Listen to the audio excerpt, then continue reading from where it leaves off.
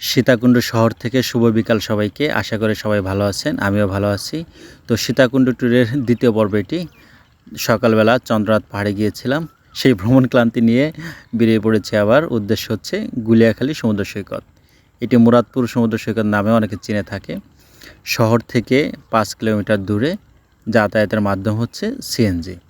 এক্ষেত্রে বলে রাখি, যদি আপনারা এই সীতাকুণ্ড এলাকায় ভ্রমণে এসে থাকেন, সেক্ষেত্রে 5 জনের দল হয়ে থাকে তাহলে সবচেয়ে ভালো হয়, কারণ সিএনজিতে যাতায়াত করতে সুবিধা হয়। আর সিএনজিতে সিট সংখ্যা থাকে 5টি। যাই হোক, আমরা সিএনজি ভাড়া করেছিলাম হচ্ছে 150 টাকা করে 5 জনে। সিএনজি থেকে নেমে হেঁটে চলছি সৈকতের উদ্দেশ্যে। তো আমি আর ফজলুল্লাহ আল আজাদ স্যার গল্প করছি। আমরা দেখতে পাচ্ছি সামনে হচ্ছে বেড়িবাঁধ। এই বেড়িবাঁধ পার করেও নাকি প্রায় 1 কিলোর মতো হেঁটে যেতে হবে। তো আমাদের সফর সঙ্গী রবিউল স্যার, ফয়সাল ভাই এবং আর অন্যান্য সবাই আমরা হেঁটে চলছি। তো এর মধ্যে বলে রাখি, এই আয়োজনটি করেছে পুরাপাড়া ইউনিয়ন একতা ভ্রমণ সংঘ। তাদের আয়োজনে আমরা এসেছি সীতাকুণ্ড শহরে। তো আমরা এগিয়ে যাচ্ছি। যাত্রাপথে দেখতে পেলাম একটি সুন্দর ব্রিজ। তো দেখা যায় যে বর্ষাকালে যখন পানি বেশি থাকে তখন এইখানে পানি হয়ে যায়, যাতায়াতের জন্য সম্ভবত এই ব্রিজটি করে দেওয়া হয়েছে এবং যাতায়াতের পাশাপাশি এটি খুবই দৃষ্টিনন্দন এবং সুন্দর দেখা যাচ্ছে। তো চলুন ব্রিজ পার হয়ে এগিয়ে যাই সৈকতের দিকে। এই ব্রিজটি আসলে একটি নতুন ব্রিজ, অনেক আগে থেকে এটি পরিচিত ছিল না। মোটামুটি বলা যায় 2014 সালের দিকে চট্টগ্রাম বিজ্ঞান ও প্রযুক্তি বিশ্ববিদ্যালয়ের কিছু শিক্ষার্থীরা এসেছিল। তারপরে তাদের প্রচারিত ছবি এবং ভিডিওর মাধ্যমে মানুষ জানতে পারে প্রথমে এই ব্রিজ সম্পর্কে। তো এটি একটি আসলে ম্যানগ্রোভ বনাঞ্চলেরও অন্তর্ভুক্ত বলা যায়। এখানে দেখতে পাচ্ছেন শ্বাসমূল জাতীয় উদ্ভিদ দেখা যাচ্ছে। হ্যাঁ, আর সমুদ্র সৈকতের আরও যত কাছে যাবেন তত আরও বেশি দেখতে পাবেন। দূরেও দেখতে পাচ্ছি সেই শ্বাসমূল জাতীয় উদ্ভিদ এবং যে বৃক্ষগুলি আছে খুবই সুন্দর দেখা যাচ্ছে। ওয়াও, এক কথায় অসাধারণ। অন্যান্য বীজ থেকে এই বীজটি টোটালি আলাদা, কারণ এখানে আছে সবুজ গালিচা। হ্যাঁ, দেখতে পাচ্ছেন খুবই সুন্দর সবুজ গালিচা, এটা দেখলে আপনার মনটা ভালো হয়ে যাবে। আর মাঝে যে গর্তগুলি দেখা যাচ্ছে, এই গর্তগুলি সাধারণত জোয়ার ভাটার পানির তারতম্যের কারণে হয়েছে। পানি যখন এসেছে নেমে গিয়েছে, সেখান থেকে এই গর্তগুলি হয়েছে।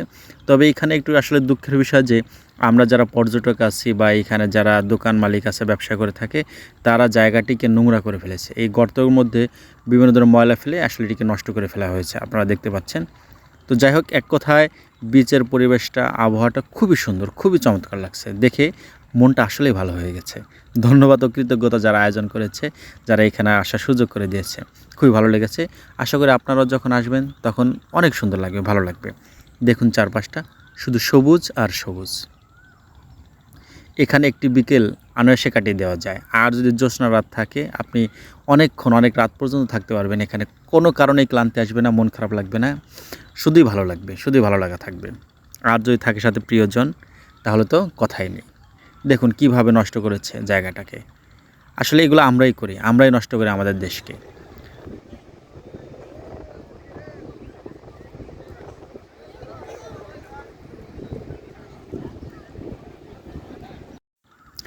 বহু দূর থেকেই শোনা যাচ্ছে সাগরের গর্জন। সাগরের গর্জন শুনলে মনটা আসলেই ভালো হয়ে যায়, মনের মধ্যে আনন্দ বয়ে যায়।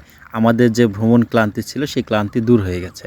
আশা করি আপনারা যখন ঘুরতে আসবেন আপনাদেরও এই রকম অনুভূতি হবে, অথবা এর চেয়ে ভালো লাগবে। যাক, আমরা সমুদ্র সম্পর্কে গল্প করতে করতে আমি আর ফয়সাল ভাই এগিয়ে চলছি। আমরা পরিকল্পনা করছি, চিন্তা করছি কিভাবে সমুদ্রের পানিতে পা ভেজানো যায়। সেই গল্প করতে এগিয়ে যাচ্ছি। আর দেখতে পাচ্ছি অনেকেই সামনের দিকে যাচ্ছে, আবার অনেকেই ফিরে আসছে। তো বন্ধুরা, আমরা যতই সামনের দিকে এগিয়ে যাচ্ছি ততই এই সমুদ্রের গর্জন শোনা যাচ্ছে এবং শ্বাসমূল উদ্ভিদ বেশি দেখা যাচ্ছে। আর যে ঝড় ভাটার কারণে যে সৃষ্ট গর্তগুলি, সেগুলি বেশি দেখা যাচ্ছে। তবে এখন ভাটার সময় থাকার কারণে সমুদ্রের পানিটা বেশ দূরে, বেশ দূরে। অন্যান্য বিচে যেমন বালিযুক্ত বীজ থাকে, যেখানে সহজেই নামা যায়, অনায়াসে নামা যায়, ওঠা যায়, কিন্তু এই বীজটি একটু অন্যরকম। এখানে ওইরকম বালি নাই, কাদা বলতে গেলে। হ্যাঁ, অনেক কাদা। যদি আপনাকে পানির কাছে যেতে হয় তাহলে কাদার মধ্যে দিয়ে যেতে হবে। তো ফয়সাল ভাই এবং তার ভাতিজা চেষ্টা করছে সেখানে যাওয়ার জন্য। দেখুন চারদিকটা অসম্ভব সুন্দর। আসলে সমুদ্র সৈকতের এক একটার এক এক রূপ এবং কোনোটার সৌন্দর্য কোনোটার কাছে কম নয়, সবগুলো সৌন্দর্য অন্যরকম। প্রকৃতির যে সৌন্দর্যটা, সেটা কৃত্রিম সৌন্দর্য কোনোভাবে পূরণ করতে পারবে না। এখানে আসলে আপনার মনটা অবশ্যই ভালো হয়ে যাবে। তো ধরে দেখছি শ্বাসমূলের কী অবস্থা, এটা কিভাবে গাছ হয়। তো যারা সুন্দরবনে গিয়েছে তারা তো এই ম্যানগ্রোভ বন বা সুন্দরবনের যে শ্বাসমূল উদ্ভিদ সেগুলো সম্পর্কে ভালোই ধারণা আছে, তাদের জানা আছে। তো দেখতে থাকুন গুলিয়াখালী সমুদ্র সৈকতের সৌন্দর্য। তাহলে যান, সমস্যা নেই।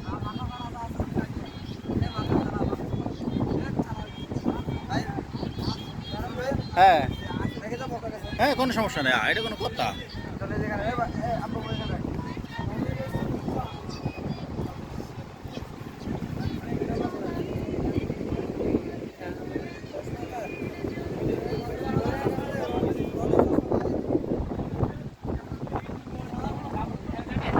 সমুদ্রে নামবো না বলে জুতা পাহারা দিতে হবে, এটা কোনো কথা? এ কী করলেন ফয়সাল ভাই আমার সাথে? আমাকে এখানে বসিয়ে রেখে তারা দুই চাচা ভাতিজা চলে গেলেন সমুদ্রের পানি ধরার জন্য। তারা কাদার মধ্যে গেড়ে গেড়ে এগিয়ে যাচ্ছে, আর আমি বসে অবলোকন করছি সমুদ্র সৈকতের দৃশ্য, সুন্দর প্রকৃতি এবং সৌন্দর্য। আমার পাশে যারা বসে আছে তারাও কি আসলে জুতা পাহারা দিচ্ছে? যাই হোক বন্ধুরা, আজকের ভিডিও এই পর্যন্ত শেষ করছি। নতুন ভিডিও নিয়ে খুব শীঘ্রই আসবে আপনাদের মাঝে। আর যদি আমার ভিডিওটি ভালো লেগে থাকে লাইক করবেন, কমেন্ট করবেন, শেয়ার করবেন, আর আমার পেজটি ফলো দিয়ে রাখবেন। ধন্যবাদ সবাইকে, ভালো থাকবেন, আল্লাহ হাফেজ।